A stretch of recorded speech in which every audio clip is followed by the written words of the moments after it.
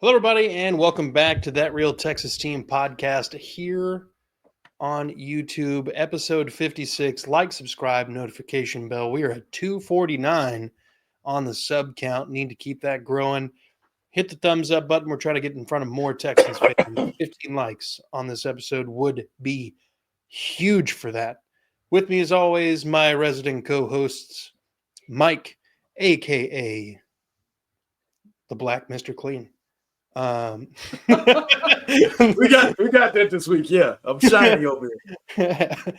You can find him over at Mass 3 Productions, photographer, videographer, does a lot of different stuff. Like, subscribe, notification bells on all of his stuff across all social medias. Down at the bottom, we've got our main man, Pac-Man Freestyle, aka Chris, aka Slim Chickens, host of That's Crazy Podcast and Talk. Please, across all social medias, like, subscribe, notification bells. With that being said, we're looking here to preview week 15 for our Houston Texans taking on the visiting Dolphins. This is a Dolphins team who is going to give us their best shot. They're trying to fight for what slim playoff hopes they have left. And, this one's going to be big for them. So, gentlemen, before we get into any injuries or anything, how are we feeling? What's going on? Just initial thoughts about this game. It's a must win. Like if we're just keeping it on, it is a must win. We need it. We have the Colts chasing us. We've got to get this. Why wait? I don't want to be fighting for a playoff spot or winning the division against the fucking Titans at the end of the season. I don't want that. Yeah. Valid. You've had 2 weeks. Let's see what we got. Slowick needs some massive improvement coming out of this bye week. And this Dolphins defense is not necessarily terrifying. Now, their best sack producer is Zach Sealer. He's an interior defensive lineman. We know how that's a problem. So, that's something to keep an eye on. Chris, how are you feeling about this Dolphins game? I want to say pass, but yeah, I mean, just being from the way the season is looking, and with the injuries, and we're talking about players who still possibly won't be playing. We'll get to that, but yeah, that's how I feel right now. As far as things go. Other than that, I'm doing great. I woke up this morning, so there you go. It's a phenomenal attitude. Let's get into some of those guys that you're just kind of alluding to. Juice Scruggs did not participate today at practice, and now we know why. He's got a foot injury. He's going to be out for at least the next couple, maybe even 3 weeks. So he's the only unhealthy, did not participate this week. Robert Woods, Laramie Tunsil, and Nico Collins did not participate so far at practice, but they were non-injury related rest. So big news on IR. Jalen Petrie on season-ending IR. He is having pec surgery. There's absolutely zero shot that he will be back in time, even if we made a Super Bowl run. So, pretty solid season out of the man. It's unfortunate that it ended this way because definitely needed his ass down this final stretch. But hopefully there's a glimmer of hope on the horizon. And that they don't play the same position or anything. But with Aziz out because of suspension, Christian Harris is finally, I wish I could play that the clip of The Rock saying finally. He's finally coming back from IR. We don't know if it'll be this week that he is actually taken off of IR. They have activated the window for he and Kenyon Green. They both could be scratches this weekend against the Dolphins, which would leave us some interesting situations to be in. And then Hutchinson, who's missed the last couple weeks, is back. Full participant today. Folo Fotokasi, limited participant, but actually practicing. So these are good things. We're getting some of the bigger pieces back, not all of them, but we shall see how this shakes out. Kenyon Green, though, like, even if he does come back off IR, you know what I mean? Like, he's so mid. He makes other Mid? players look Are better. we calling him mid? I know he's not even mid. He's ugh. He's so low on the totem pole. You'd have to strap Brico block shoes to this man, like, to just sink to his level. Outside of run blocking, but run blocking, he's gonna maul you. I don't get it. The physicality Yeah, doesn't. he's at the top of the pecking order in that. And that's the thing. I remember when we first started talking about him possibly joining the team, not being the starter. We were really questioning, is he really better than Juice Scruggs? Is Juice really better than him? And it really isn't. Juice is such a bad run blocker. He's as bad of a run blocker as Kendrick is a pass blocker. Yeah. Yeah. It's a total trade-off. Yep. You want the run game to work? Hey, let's put in Kenyon. You want to protect CJ Stroud, which to me, one of the most important things. You play Juice Scruggs. And he's not great at that. Still haven't been doing very well. That's what I'm saying. That's why I started questioning, is it really a bad thing? Because Juice wasn't doing great at protecting CJ either. Yeah. Like I just told you, he's a bad of a run blocker as Kenyon is as a pass blocker. Yeah. But he's not as good of a pass blocker as Kenyon is as a run blocker. Juice Scruggs is mid. He's definitely mid. Yeah. That's fair. Yeah, Kenyon Green needs to probably, after the season, hang the cleats up. It's just probably not going to happen for him, bud. It's just probably not.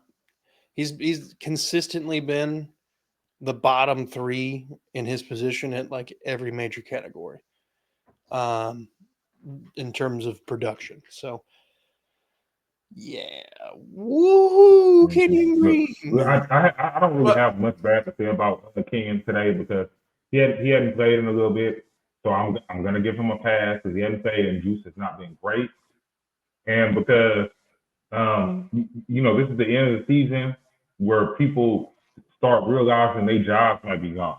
So we're gonna hang on to that for right now as far as I feel. But like I said, the injured person that I want to talk about is the one I'm more worried about with Aziz being gone. Yeah. Especially because he's probably not going to play. I just read that too. They're saying he's probably not going to play. Yeah. Yep. I read that. Probably not going to play. So I don't know. Caserio had said, there's a good chance that they're going to ramp him up over the next couple weeks to get him in some sort of football shape rather than just sending him out there. So we may not see him until we're in Kansas City. But look, let's go ahead and pivot to some interesting things that are going on in Miami. Number one, and Mike brought this to my attention before we started, the offensive tackles for the Dolphins, one of them is going to be a pretty familiar face. Former Titan, former Brown, former Texan, Kendall Lamb will be suiting up for the Dolphins. Trash. Hot garbage. The other backup, I don't even know his name. I'm going to go ahead and tell you he's probably not going to be able to handle Will Anderson Jr., Daniil Hunter, and probably a little bit of Danico Autry out there every now and then. Shit. That's going to be throw Barnett on it. You can throw Barnett to that list as well. Yep. I think Jerry Hughes is back too. So, we got shit.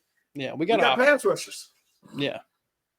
The problem has been the last couple of weeks, there's been no Foley. So people are just running the damn ball. And then if Foley does suit up, then, in theory, we should be able to stop the running game and pin their ears back and go get Captain Concussion over there. But Captain Concussion has 17 passing touchdowns on 4 interceptions. He also has an average time to throw of 2.1 seconds. Now, it says, average time in the pocket, 2.1 seconds. So either he is getting the ball out or he is leaving the pocket 2.1 seconds into the play. Bro, we know he's getting the ball out. He gets the ball out quick. Sometimes he lets those plays develop. But what I will say about this, that number is skewed by one thing that we did not talk about before we got on here. Miami leads the NFL in screen passes. Yeah. That's going to get it out quick. They're not dumb. Their screen passes work. I mean, they work though. I mean, they do. Well, when we throw a screen pass, it's either we're throwing it to the wrong receiver, or I don't know. Bro, we shouldn't be throwing screen passes to receivers. Let's keep it 100. We shouldn't be doing that. Yeah, we don't really have a Waddle. I mean, we have Dell, but he's not. Whenever they try to run anything backfield wise with Tank Dell, it never works. Yeah, because I'm gonna be honest, it takes blocking. The same thing we just said for our running game. The screen pass. The tight end has to get out there and block. The other receiver has to block. And if they don't, Tank doesn't stand. Nobody stands a chance. Yeah. The Dolphins throw screen passes to Devin Achane. Yeah. He's fast. And he's not as small as Tank. No. And that's the big thing with Miami is just generally speaking, they got speed everywhere. They're tight end, Jonnu Smith. It took him a while to kind of get going. But since week 11, he has been the number 1 tight end in fantasy. He's also part of one of 3 players who have 690 plus receiving yards already for this Dolphins team. It's Jonnu with 692, Jalen Waddle with 720, and then Tyreek with 768. So they're all right there, around there together. A good portion of the season was kind of lost in the middle of it because Tua got hurt, got that brain rattling going on again. But that's crazy. The thing about it, you got 3 guys with almost 700 yards receiving, and their starting quarterback hasn't played every game. Yeah. And then Al-Shaair's also got 400 and almost 500 yards himself. Yeah. Well, yeah. Shit. Look, they got speed, and that's how they're beating people. You go back, you look at any of the Dolphins' highlights over the last several years, Mike McDaniel has a particular type of player he likes. And all it takes really is just a little bit of injury, and then that whole team just shuts the hell down. Every time. Could be Tua, could be Tyreek. Remember a couple, maybe it was last season, the Titans somehow came back from a 27-13 deficit on Monday Night Football with 4 minutes left in the game. Mm-hmm. Why? Well, there was no Tyreek in that second half. All of a sudden, the defense could just focus on Jalen Waddle and Raheem Mostert, who's also still on the team, just, I think, demoted to running back 3 or 2. He's hurt. He's playing hurt. I'll give him that. I mean, he missed a good part of the year, but Jalen Wright, University of Tennessee. And I mean, last year was wow. I've always thought he was decent, but last year was kind of a wild year in my opinion for him. Yeah. Because he, what is he, 32 now? He's old, so. Yeah. And he's not Derrick Henry. No, he's. Did he get 30? He got 32 already? Wow. I believe so. I'm pretty sure. Yeah, I think you're right. He's been around so long. He's been around Yeah. for a minute. He had some pretty good years in San Francisco. Yeah, he's 32. He's about to turn 33 in April. Oh, damn. Yeah. So look, with the backup tackles and the edge rushers having an opportunity to really eat,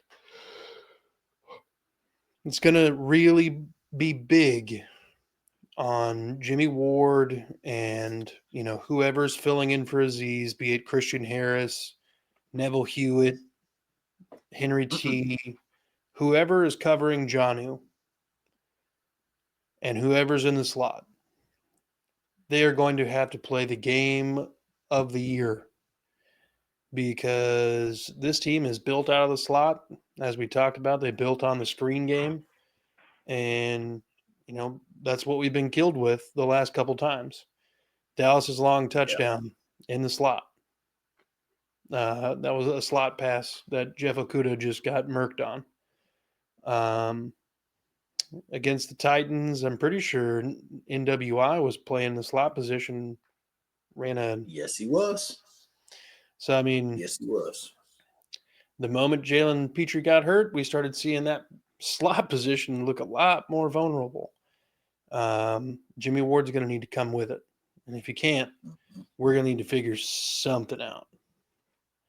Welcome back, Chris. So let's talk about it. Ways to win for the Texans this week. What has to happen, Mike, for the Texans to leave Week 15 with a dub? It might be started on offense. I understand like what we were talking about the defense and what they need to do. We get into Tua. I don't care about none of that. I feel like Tua's going to get his. The offense needs to show up. Like this needs to be a shootout game. Like I'm sorry, but I feel like this needs to be a shootout game, especially with Aziz being out, with Jalen Petrie being gone. The offense has to show up. Like this has to be a Bobby Slowick has something up his sleeve for CJ, and also even CJ. I need CJ to like as bad as it sounds. Like I'm not too. I mean, I know that we're going against backed up tackles, and I don't think Mike McDaniel's dumb. I think he knows. Oh, we're going up against backed up tackles. Let's just get the ball out quick. I feel like that's what he's going to do all game. He's going to be. We know that the Neil Hunter and Will Anderson, they're top two duo, top two with Jonathan and Bernard and whatever his name is from the Vikings. I can't think of his name right now, but and they're going to come after it. So I expect them to get the ball out quick. We're not going to have Christian Harris. And the thing about it is, I think the first half will be all right, but are they going to show up in the second half? That's just the main thing. Like this could not be this can't be a Joe Mixon game. Like as bad as it sounds, I don't need this to be a Joe Mixon game. And that every time Joe Mixon touches the ball, he's running for 50 yards. Like this how bad. That's how I feel about this game. Unlike any of these other teams that we have to play, as far as like Baltimore and Kansas City, I don't feel like that in those games. This cannot be a Joe Mixon game unless every time Joe Mixon's touching the ball, he's scoring a touchdown. Just my opinion. No, I feel you. I will say this. You're correct. To some extent. We need to see 2023 CJ. Yeah. That's first. Joe Mixon, we got to get some work from Joe Mixon. We cannot go back to 25 yards rushing from our starting running back. That's not going to work. Yeah. And I know you say Tua's going to get his. No, Tua's got to be touched. He's got to be touched. That man is fragile. Yep. And it ain't his body. It ain't his shoulder. It ain't his hip. And all. It's the head. Yep. We've got to touch Tua. Even if he's getting the ball out, push him. He should feel that his life is threatened every time he drops back for a pass, whether he gets it off or not. Yeah. Should do him how your big brother used to do you.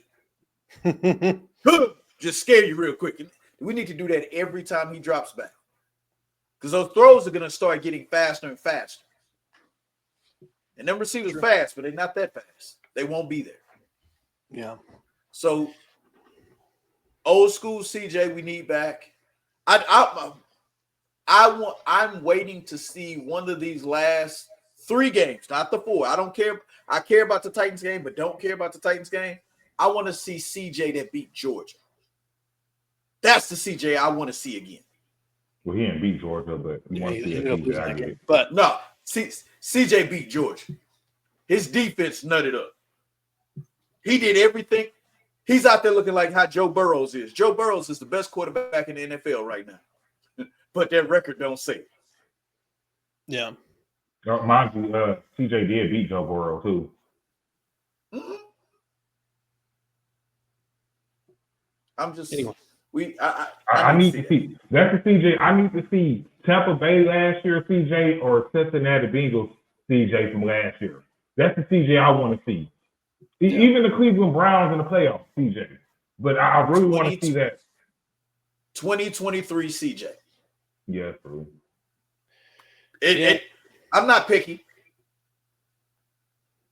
Yeah. I'm not picky. I just want to see better than what I've seen. Look, I feel like if we're going to see 2023 CJ, a couple things have to happen. Number 1, the blocking has got to be better. 2, wide receivers don't just stop running your damn route. Oh, shit, the play kind of broke down. CJ's getting out of the pocket. Let me do something. Lose this guy that's covering me. I feel like we don't have a lot of that this year. If it's happening, it's still Tank Dell, but it's just not a connection anymore. I mean, Nico's doing it like Nico, and every once in a while he's old, but Robert Woods because he's an older receiver. But the thing about it was the other ones they weren't doing that. John Mechie wasn't doing that.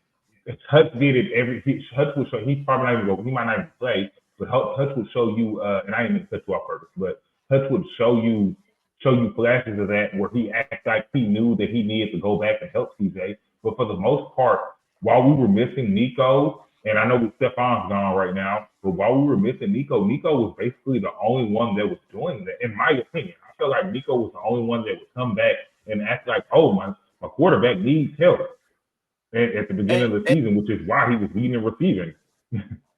And not to give anybody any excuse in it, but is there any of us that really consider Mechie anything other than a rookie? I mean, no, not really. I mean, he's got NFL game reps or whatever from last year, but it doesn't feel like he's done. Like, this is year 2 for me. Yeah, he's not a veteran. He's the veteran by his time in the NFL, but his actual games played or passes caught? Yeah. No. Are we in double digits yet for that man? Yeah, he's got I think he's got it might be 15, but I think it's 11 catches for like 150 yards. Yeah. And a touchdown. Tank needs to get the ball. Everybody knows what Nico's going to do, and you're not going to stop. Nico's going to get his.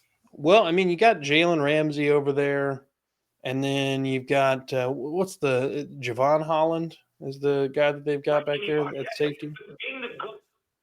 He's pretty solid. They've got a decent secondary. The problem is they usually don't have a great pass rush. So no matter how good your secondary is, if your pass rush is ass, you're eventually going to get shredded. Exactly. And which kind of brings me to my point. If this Texans team is going to pull this victory out, the pass rush and the secondary basically just need to be locked down. Like, we all need to be Kamari Lassiter against God, who was it that he just annihilated? Was it the Bears?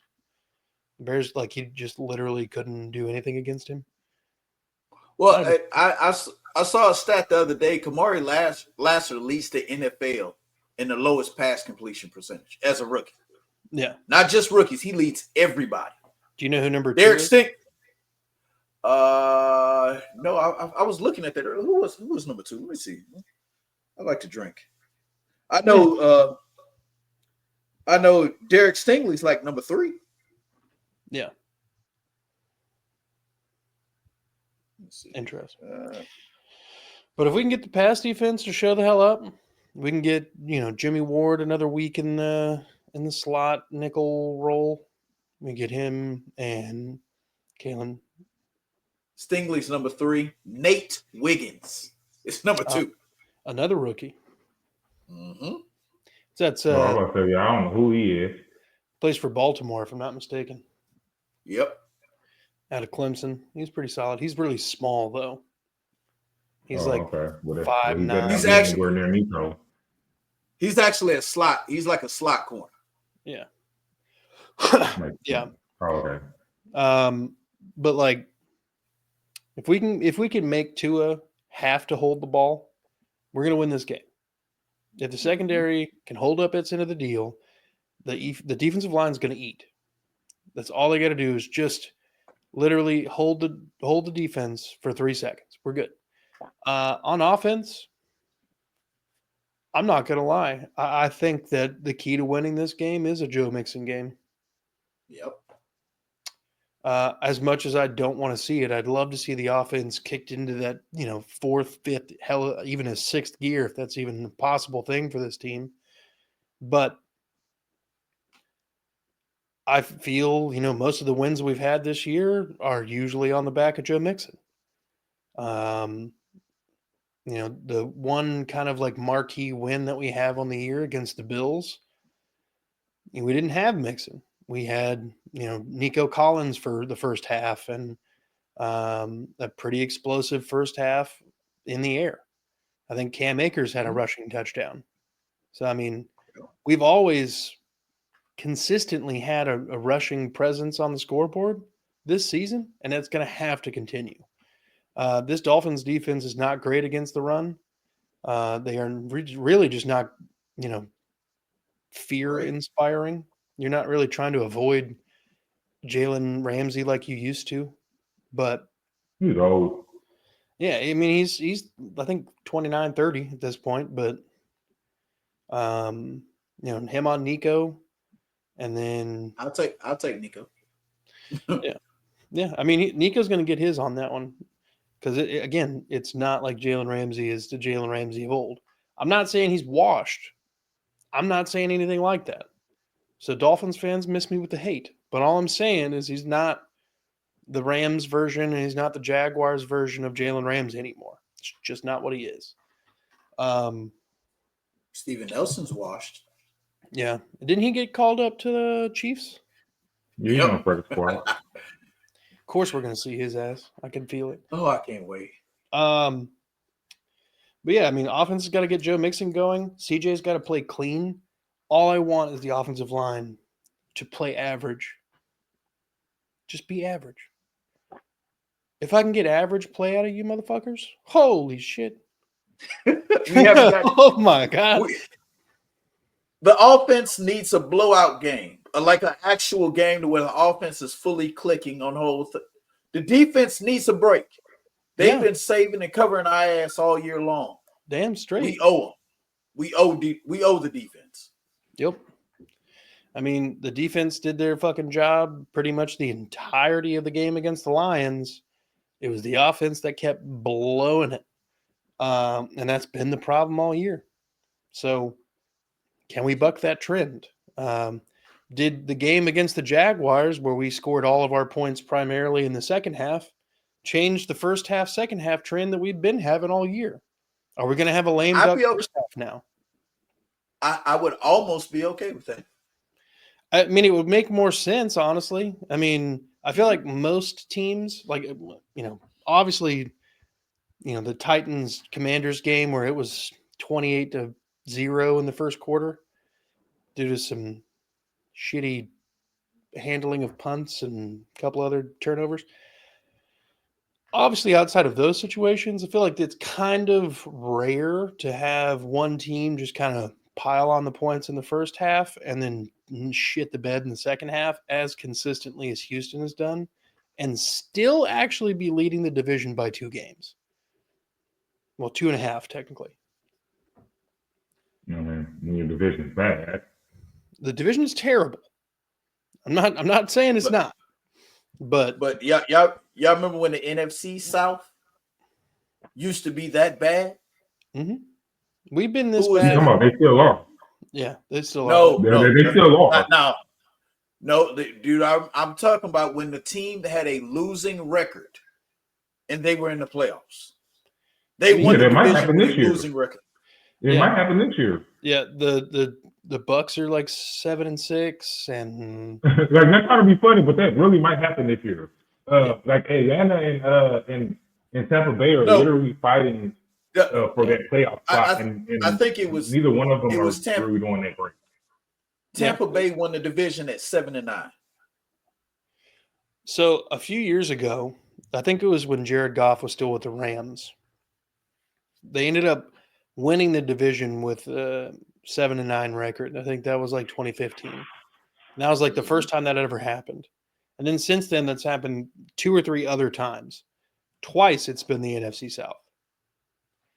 Once before Tom Brady got there, and then Tom Brady's last year, they won the South with 8-9. So I hear you. It is what it is, but I don't think we're going to have that kind of full-blown collapse. The Colts have. I don't want that. No, fuck no. But the Colts have a cupcake schedule. We have to win 2 games of the final 4. None of them are gimmies per se. I mean, obviously we thought the Titans game was a gimme last time, but nothing's a gimme in the NFL, especially the final 4 weeks where people are fighting for their new contract, probably a new job anywhere.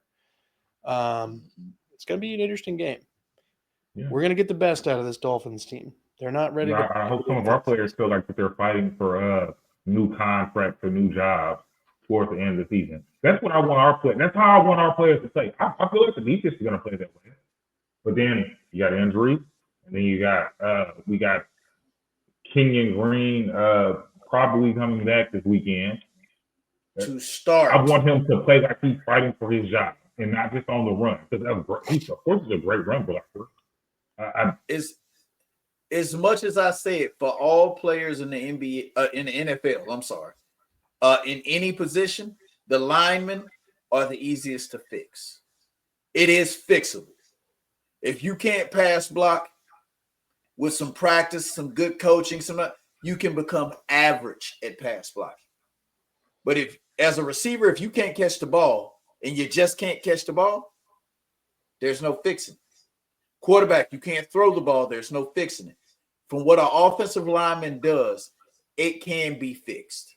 Can it be fixed in a bye week? We're about to fucking learn. Yeah. Because, like I said, it's not like Shaq Mason was setting the world on fire himself either. It's true. Yeah, I mean, honestly, this offense needed this bye week to look in the mirror and be like, what the fuck are we doing on a week-to-week basis? Other than Joe Mixon and probably Nico. But other than those 2 guys, the rest of the offense needs to be like, oh, shit, I'm getting paid $26 million to be the top flight left tackle, and I've got the league leading most penalties. Are you serious? Shit. You can't fix that. Yeah. You can't take back. We can keep getting mad about it. He ain't going nowhere. And he shouldn't, because the man's still actually good at his job. Yeah, I agree. That's why I think he's not going anywhere. I don't even think it's the money. Because I feel like if they want to get rid of him, they'll just eat that. When you factor in what the penalties have done, the pre-snap penalties. It looks bad. It's very bad. He becomes an average tackle. Because a lot of those were drive killers. Touchdown killers. We ain't going to say drive killers. Touchdown killers.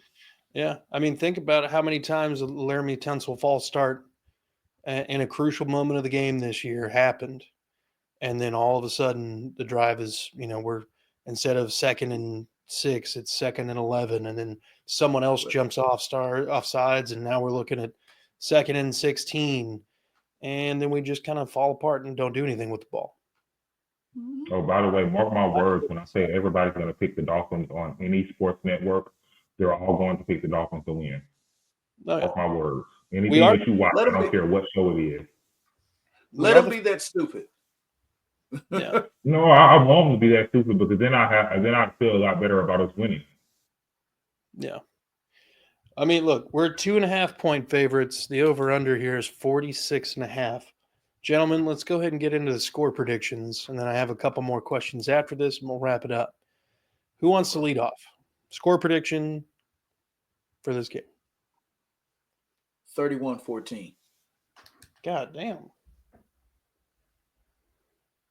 I assume Houston. Goddamn right. I'm expecting an offensive explosion. I have not seen, even that New England game was not an offensive explosion. Yeah. We're due for it. Like I said, the biggest win we have on our resume is the win against Buffalo. We need something to show the rest of the league. We are not a playoff afterthought. Yeah. The team that division winner that gets into the playoffs with the worst record, that's the I'm happy to be here win. Yeah. Yeah. It's true. That was us last year. We weren't. No. I will tell you this. If y'all remember how they were talking about, they weren't, yes, we're happy we won the division. Great. But we're going out here to beat the Cleveland Browns. That wasn't a team that thought we're just going to show up good and hopefully everything goes right. You could tell by the way they came out to start that game. We can beat the Cleveland Browns. We plan on beating the Cleveland Browns. And what did they do? Whoop that ass. Annihilated them. Yeah. I missed so many touchdowns in that game. It was ridiculous. Yeah. But that's the thing about it. That's a team that came out ready to play. That was a team that had a week to plan for the Cleveland Browns. Yeah. Same staff. So mad. We had just found out Stefanski had won Stupid Coach of the Year. I was so mad. We have the same staff that has now had an extra week to prepare for the Miami Dolphins. We're not getting anybody coming back from an injury that's surprising us. We don't have anything like we prepared for. Who the left and the right tackle is doesn't have anything to do with your preparation. It doesn't. Yeah. You got Danielle Hunter and Will Anderson. Their job's to hit the quarterback regardless of who's standing in front of them. It's true. And they're doing it better than anybody else right now. Leading the league as a tandem in pressures. D'Amico. Are they still leading? Bobby slow ass. You've been able to prepare for a whole week to play the Miami Dolphins. This should be your first playoff game. These last 4 games need to all be played like playoff games. Playoff intensity. Like Curtis, we said it before. Who would you rather see? Neville Hewitt or Devin White? Devin White. He's been with the team 5 weeks now. Mm-hmm. He's had an entire bye week now to be working with D'Amico and his linebackers coach. And I think we're going to see the Devin White that Philly might regret him not being on the team. Yeah. He hasn't played bad for us at all anyway. But now we need somebody to step up. Neville Hewitt has his deficiencies. Devin White's still fast. Yep. He still likes to hit people. Yeah.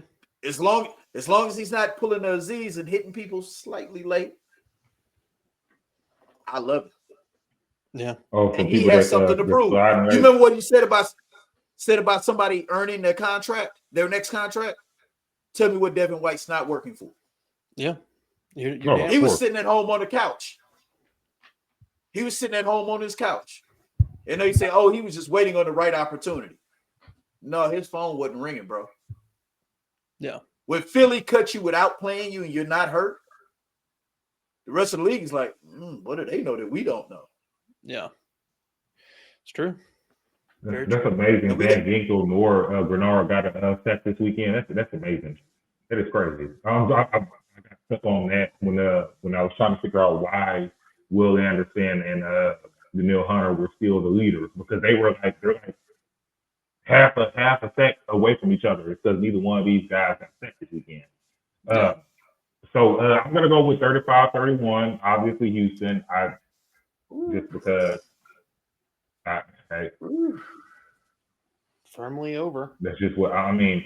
I want it to be a Mike score, but it's not what I feel like is going to happen. Unless unless they touch Tua, like you said, they touched Tua a couple of times, and even then, I watched Tua get touched quite a few times last week, and he was comfortable.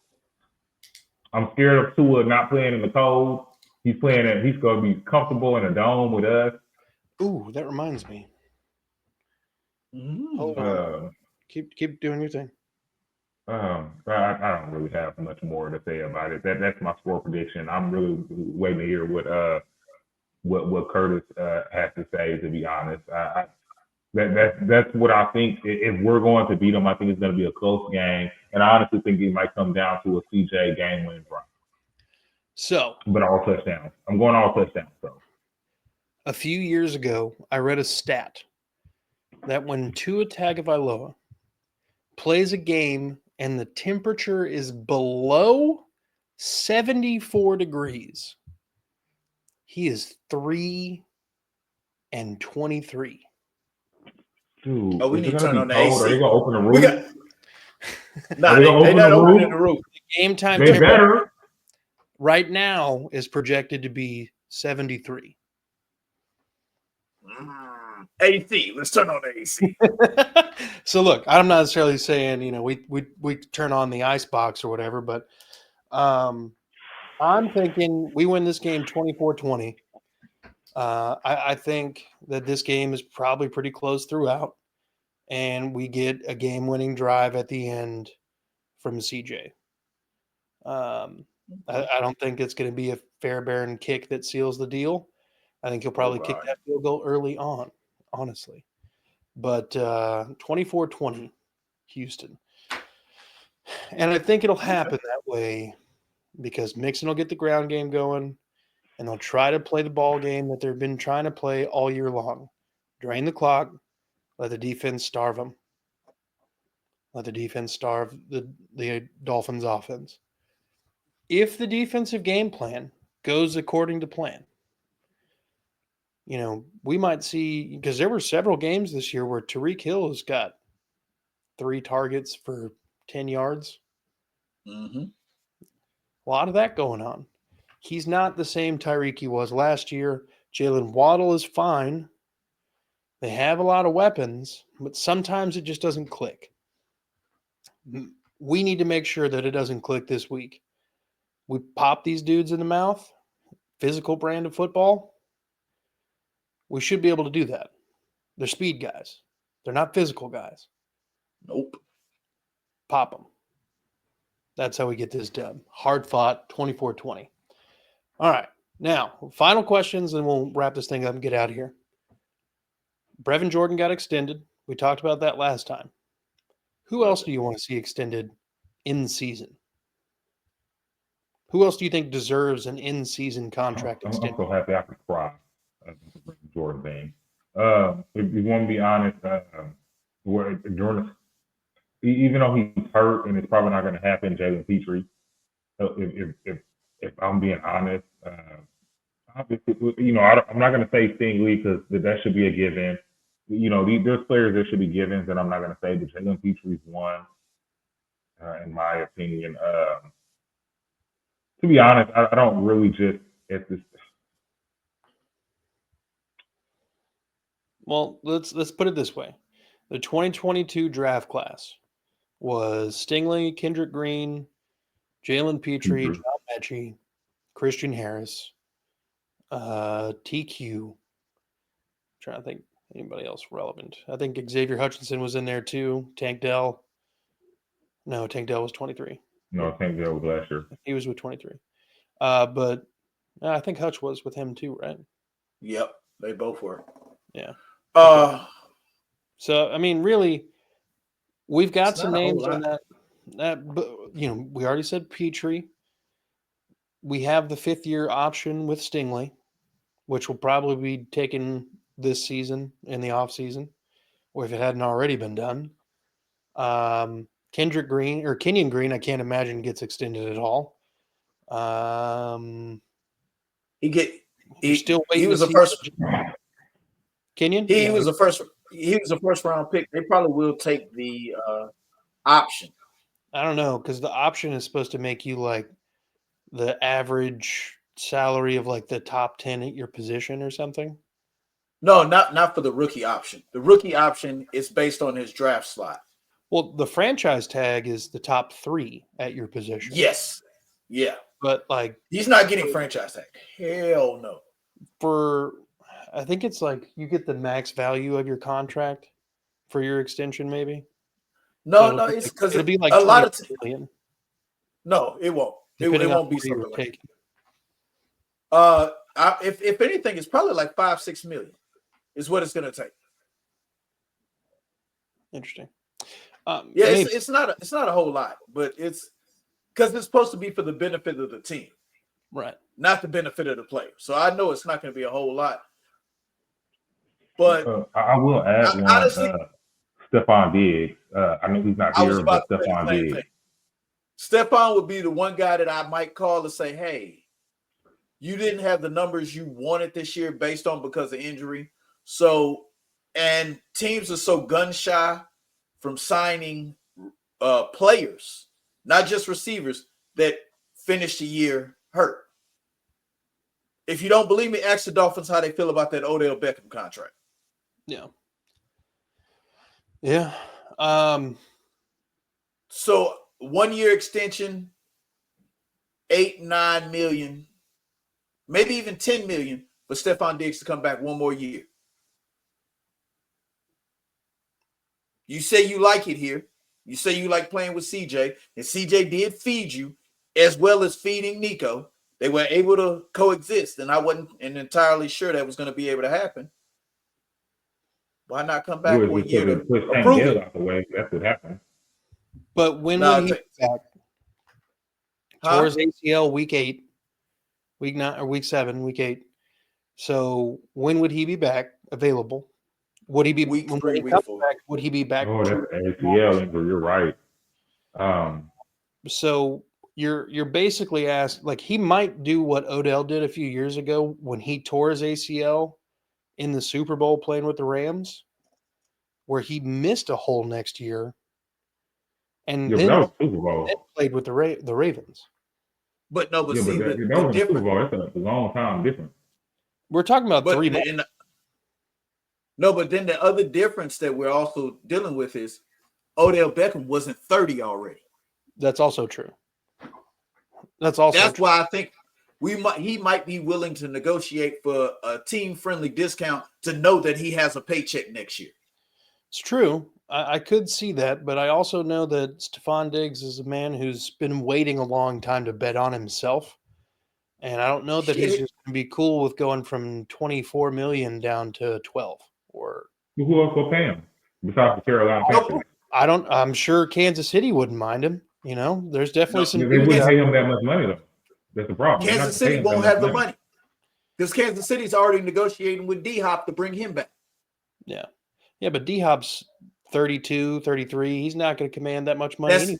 That's the same age as Stephon Diggs. Yeah, but D-Hop's not coming off of an injury. That's why I'm saying. That's why I'm saying they're going to pay D-Hop a okay amount. They're not going to pay him top of the level receiver. They're going to pay him okay amount to stay.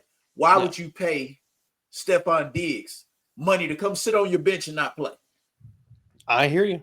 And that's why I think the Texans will make the conservative free agent move and not spend the money to bring him back.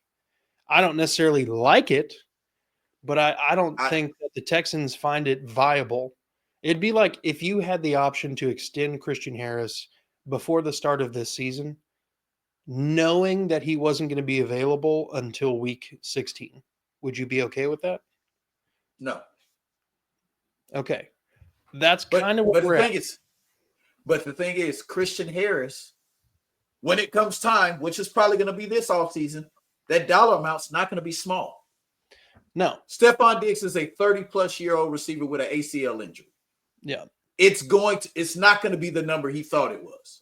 Yeah. This is not going to be a 20 or even a 15 million a year contract. It's not going to be that. No one's going to give that to him. And if he decides to do like Odell and sit out a year, Stephon Diggs' career is over. Because he'll be 33 trying to come back. Yeah. from sitting out a year. Nobody's going to play him. Chris, was Stephon Diggs the other person you were talking about? No one. Yeah, that's why I added to the list. No, that's why I added to the list.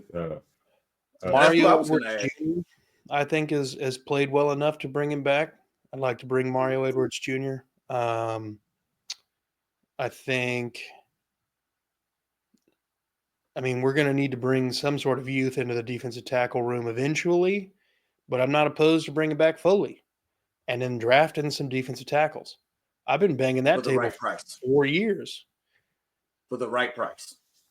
For the right price, yes, absolutely. What Foley got paid this year? Rankins.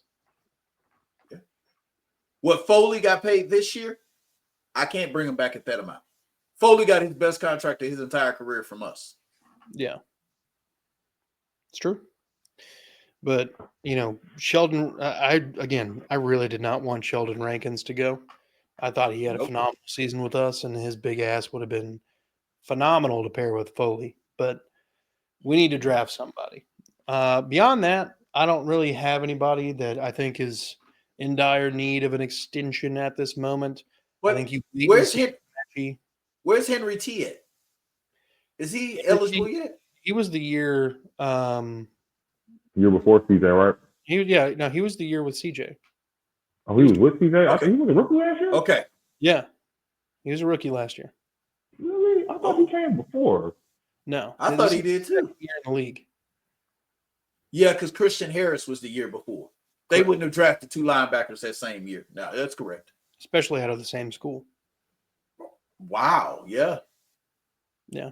And I know they played together, but I don't recall them playing together.